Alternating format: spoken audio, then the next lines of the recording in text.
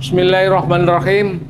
Syukur alhamdulillah pada tayangan kesekian kalinya untuk sains fisika ini hal yang paling mendasar akan kita coba sampaikan, yaitu tentang pengukuran. Nah, pengukuran dalam hal ini adalah pengukuran mekanika ya. Nah, jadi nanti ada beberapa alat yang nanti secara garis besar akan disampaikan bagaimana teknik pengukurannya dan penggunaan dari alat peraga ini. Jadi yang pertama adalah ini penggaris ya. Jadi maksudnya penggaris itu misalnya ini. Jadi sama dengan kalau kita memprediksi dari Bandung ke Jakarta ada 200 kilo, lebih 1 kilo pun tidak masalah. Ya. Tetapi pada saat kita mengukur sebuah benda misalnya, bisa menggunakan penggaris ini ya. Ini menggunakan penggaris. Ini tentu ketelitian daripada penggaris itu adalah 1 mm. Nilai skala terkecilnya. Nah, ini yang dimaksud dengan penggaris itu ini. Artinya ini maksimal hanya bisa untuk ukur 50 cm. Jadi 50 cm lebih ini nggak bisa. Ini alat ukur ini ya. Nah, berikutnya masih nilai skala terkecilnya masih senti. Ini juga meteran, tapi meteran baju nih ya. Ini kita bisa menggunakannya untuk satuan NST-nya adalah mili ya. Ini kalau kita lihat adalah 1,5 meter atau 150 cm. Nah, ini yang sering kali muncul. Bahkan untuk yang pendek yang seperti ini kita juga bisa menggunakan alat ukur ini ya, penggaris. Dan kita ketahui bahwa untuk alat peraga yang lain yang kaitannya dengan nilai skala terkecil pada pengukuran, ini di samping penggaris juga ada nanti yang namanya jangka sorong. Nah, untuk jangka sorong ini ada 3 jenis. Yaitu untuk jangka sorong yang zaman dulu ini ya. Jadi zaman dulu sudah mulai ada, hanya ini sudah berkarat. Nah, sehingga penggunanya nanti menggunakan jangka sorong yang lain. Maksudnya yang lain adalah prinsipnya sama, hanya ini lebih pada bentuk yang logam ini ya. Nah, prinsip kerja daripada jangka sorong, titik beratnya adalah ada pada skala utama dan skala nonius. Misalnya ini untuk mengukur diameter tabung reaksi misalnya. Ini, kalau kita ukur ya seperti ini misalnya. Nah, ini nanti nilainya berapa? Jadi pada saat kita ukur, ini kita lepas, nah nanti dilihat untuk skala utama dan skala nonius. Untuk skala yang pertama ini tentu nggak bisa terlihat dengan jelas ya, tapi sebelum tayangan ini juga ada tentang jangka sorong yang lebih gede lagi ya. Cuman ini intinya bahwa penggunaan untuk pengukuran pada jangka sorong adalah pada skala utama dan skala nonius. Ini maksudnya nonius yang digeser-geser ya. Nah, pada saat misalnya mengukur tabung reaksi, ini berapa mili. Nah, ini bisa kita lihat. Nah, ternyata ini tentu cara melihatnya itu nanti harus sebelum nilai angka 0. Nah, sebelum nilai angka 0 itu adalah nilai pasti. Jadi kalau kita lihat di sini adalah 1,4 ya. Nah, 4-nya berapa kita cari yang berimpit. Itu yang berimpit itu adalah di 3 ya. Nah, artinya apa? Kita menggunakan tabung reaksi ini untuk diameter luar berapa? Tapi kalau pengen mengetahui diameter dalam, nah ini masih menggunakan jangka sorong, ini juga bisa dengan cara seperti itu, kemudian kita tarik. Nah setelah pas, nanti dilihat, nanti skala utama dan manusia berapa. Nah termasuk nanti untuk berapa nilai kedalaman daripada tabung reaksi nih. Ini ya kalau terlalu kuat, bisa kita kendorkan. Nah jadi kalau pas seperti itu, ini nanti nilainya ini berapa ini? Ya. Nah, tentu ini ada penguncinya. Nah, setelah dikunci nanti dibaca skala non-usia berapa dan skala non-usia berapa dan utamanya berapa. Nah, prinsipnya pada jangka sorong ini sedikit lebih teliti dibandingkan kita menggunakan meteran. Karena nilai skala terkecil daripada jangka sorong ini adalah NST-nya. Ini di masing-masing badan daripada jangka sorong biasanya ada. Kalau ini 0, berapa ini?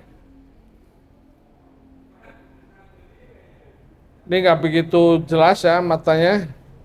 0, Pak Reza minta tolong ini angka berapa ini? Nilai ini sebelah sana, lewat sana ya.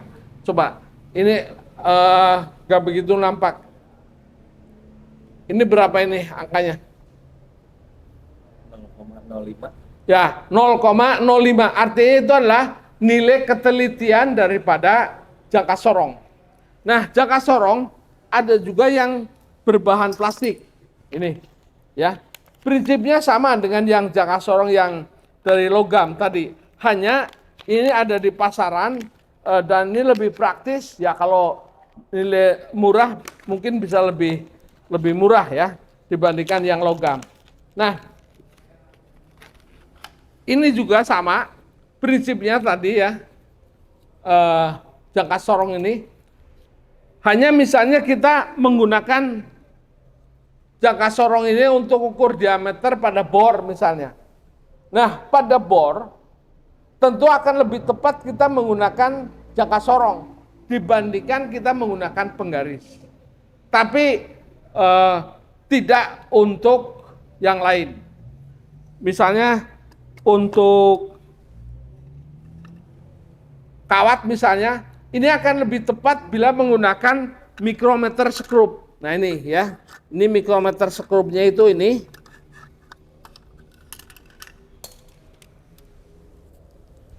Nah ini ketelitiannya adalah 0,01 mm, artinya lebih teliti dibandingkan dengan jangka sorong. Makanya untuk jenis kawat ini akan lebih tepat kita menggunakan mikrometer skrup. Jadi ini kita paskan berapa nanti nilainya. Karena ini satu putaran adalah 0,1 ya, 0,1. Nah, udah kita pastikan.